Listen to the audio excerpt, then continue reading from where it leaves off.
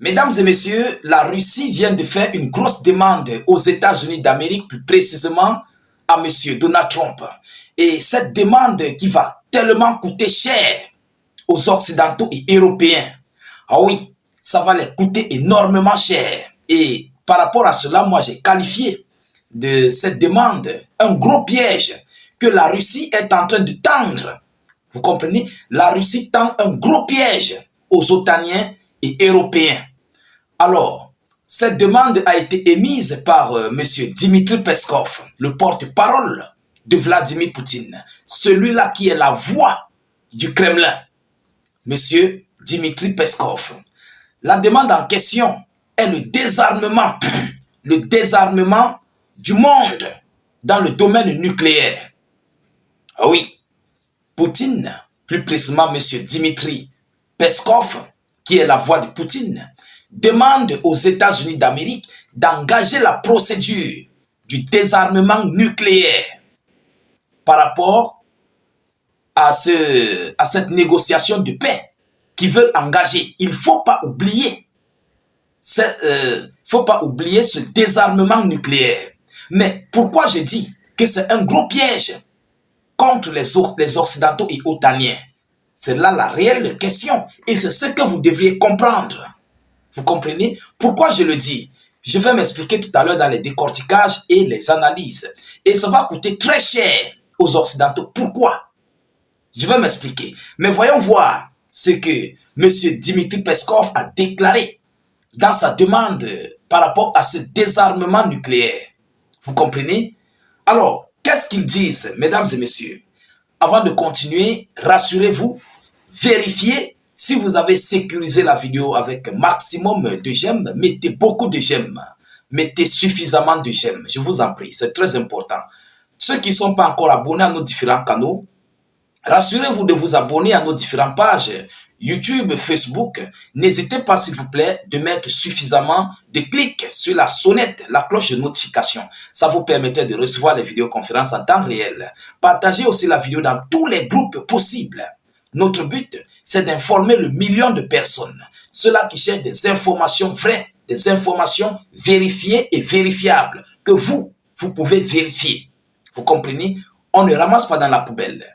Je vous respecte, vous me respectez. Donc j'ai le droit et l'honneur de vous donner des informations officielles. Vous comprenez? Alors, mesdames et messieurs, mettez suffisamment d'avis en commentaire. Selon le Kremlin appelle Washington à engager des négociations de désarmement nucléaire au plus vite possible. Ils doivent engager des négociations de désarmement nucléaire. Oui, mais évidemment, on ne peut pas aller sur la table de négociation avec des adversaires, mais ils sont toujours équipés nucléairement. Vous comprenez? C'est qu'on n'a rien fait. Ah oui. Et je vais m'expliquer.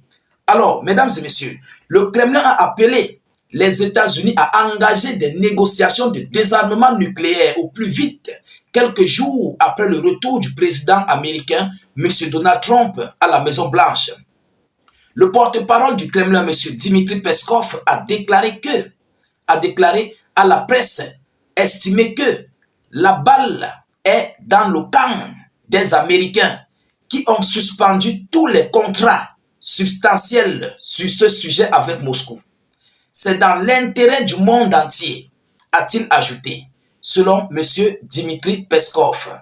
Il est toutefois impossible de mener des négociations sans tenir compte des potentiels nucléaires de la France ou encore du Royaume-Uni. Il est toutefois impossible, je ne sais pas si vous comprenez, il est impossible de mener des négociations sans tenir compte de la gravité du nucléaire que possède la France et le Royaume-Uni. Donc pour nous les Russes, si nous devons aller sur la table de négociation, il faut engager ce processus de désarmement nucléaire. On parle du nucléaire. Ah oui, tout le monde sait ce que c'est qu'un nucléaire. On dit que la Russie compte 5 000, 6 000 têtes, mais depuis je crois 2019 ou 2020 ou 2000 combien, aujourd'hui on connaît même plus le nombre de têtes que la Russie possède. Le Royaume-Uni, la France et tous les autres. Vous comprenez? Alors, M. Dmitry Peskov a parlé quelque chose de très très important et très très inquiétant pour les Occidentaux. Pourquoi? Mesdames et messieurs, nous allons voir cela dans les décorticages. Les réalités actuelles, il dit, je cite, les réalités actuelles dictent cette nécessité. C'est pourquoi on a matière à parler. Et il faut le faire, a insisté le porte-parole de la présidence russe en déplorant le temps perdu. Vladimir Poutine est prêt à parler à Donald Trump, a assuré M. Peskov. Il dit, je cite, « Nous attendons des signaux de Washington. Tout le monde est prêt. » À propos de la déclaration de Donald Trump qui soutient que la baisse des prix du pétrole mettrait fin au conflit en Ukraine, Dmitry Peskov a expliqué que le conflit ne dépendait pas des prix du pétrole.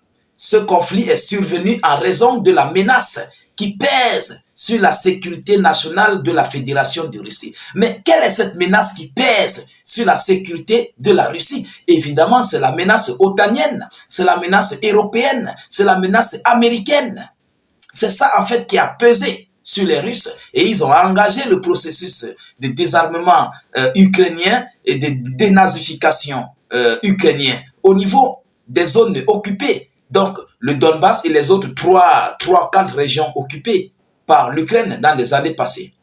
Vous comprenez? Alors, c'est ça en fait la cause profonde de l'opération spéciale militaire russe. Ah oui. Alors, mesdames et messieurs, voilà ce que M. Dmitry Peskov a déclaré. Bon, Donald Trump a imposé, il a dit qu'il faut baisser les prix du pétrole pour affaiblir le conflit russo-ukrainien, mais ça va d'abord toucher les Américains eux-mêmes. Alors, pourquoi c'est un piège? Pourquoi le désarmement nucléaire est un piège pour l'OTAN, pour l'Europe? Évidemment, parce que toutes les armes non conventionnelles seront débarrassées. Mais la Russie va rester avec des armes conventionnelles. Même eux-mêmes, otaniens et européens, vont rester avec leurs armes à longue portée, à courte et à moyenne portée, telles que des Storm Shadow, ils vont rester avec des Atacams, leurs missiles Atacams, ils vont rester avec. Mais la Russie va rester avec quoi? Point d'interrogation. C'est là le réel problème, mesdames et messieurs. Les Russes ont Oreshnik, les Russes ont les zircons, les Russes ont les Kinjal, les Russes ont plusieurs types de capacités d'armes qui peuvent atteindre l'Europe. Et nous savons Oreshnik, le noisetier russe, qui est même d'ailleurs une arme très sophistiquée, on peut le dire, après le Satan 2. Parce que si Satan 2 n'y est plus, je crois que Oreshnik va rester. Et Oreshnik qui est classé tel que des Storm Shadow, tel que des Atacams, tel que, comment dirais-je, Oreshnik est classé tel que des Zircons, des Kinjal.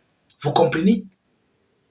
Donc la Russie va rester toujours armée et équipée, prête à frapper sur l'Europe. Mais est-ce que les Européens ont des armes capables à frapper aussi sur la Russie à une telle pareille distance, à une telle pareille vitesse? Je crois que non. Alors, la Russie veut désarmer l'Europe. Ah oui, voilà en fait ici la réelle réponse. La Russie se prépare à désarmer l'Europe. Mais d'abord, avant d'être désarmée, l'Europe est affaiblie économiquement. Nous voyons dans ce conflit russo-ukrainien, ils sont affaiblis. Et non seulement ils ont été affaiblis, et la Russie veut engager un processus de désarmement complet de l'Europe. Pour les Russes, même s'ils n'ont pas du nucléaire, ils ont ce qui est capable de faire le travail, le sale boulot du nucléaire, Oreshnik. Et tout le monde connaît. On connaît la capacité de Oreshnik, ce que cette arme est capable de faire, qui est d'ailleurs une arme conventionnelle comme toutes les autres armes. Donc, les Russes auront à leur possession. Mais tout ce qui est nucléaire, ils vont se débarrasser. Oreshnik est une arme qui peut porter du nucléaire, mais qui peut aussi fonctionner sans le nucléaire. Vous comprenez? Est-ce que vous comprenez? Donc, pour les Russes, ils vont rester avec des armes très très sophistiquées.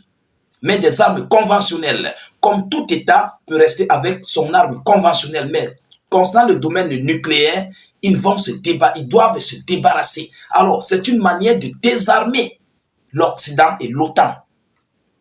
Oui, parce qu'on ne peut pas aller sur une table de négociation avec des armes à la main. Et évidemment, on ne peut pas. En cas de palabre, tout le monde va dégainer. Oui, on va dégainer. Et ça serait le bafou, comme on dit chez nous en Côte d'Ivoire. Ça serait un bafou total dans le boing. Oui, mesdames et messieurs, on ne peut pas aller sur la table de négociation avec des armes à la main. Il faut désarmer tout le monde. Et c'est ce que les Russes demandent. Alors, voilà ici la grosse inquiétude de l'OTAN et de l'Europe. Mesdames, mesdemoiselles et messieurs, l'heure est grave. Les alliés sont paniqués, ils sont remontés. Mais on se pose des questions. Est-ce que la Grande-Bretagne et la France vont-ils accepter se débarrasser du nucléaire? Voilà la grosse question. Voyant la position de M. Trump vis-à-vis de l'Europe, où ils ne veulent même pas écouter, entendre Donald Trump. Et ce qui s'oppose est que Donald Trump va prendre quel parti? Va-t-il accepter les conditions de Poutine ou va s'aligner du côté de l'Ukraine et ses alliés de l'OTAN? Voilà la grosse question. Si tel est le cas, je ne crois pas que l'Europe serait capable d'aller sur une table de négociation avec la Russie. Et même d'ailleurs, pour le désarmement des nucléaires, ils ne vont pas accepter.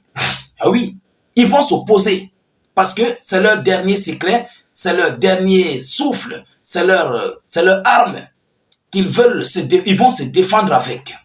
Donc, la question est posée, est-ce que les Européens vont réellement, ou bien est-ce qu'ils vont accepter être désarmés par la Russie? Voilà la grosse question. Mesdames, mesdemoiselles et messieurs, ça chauffe.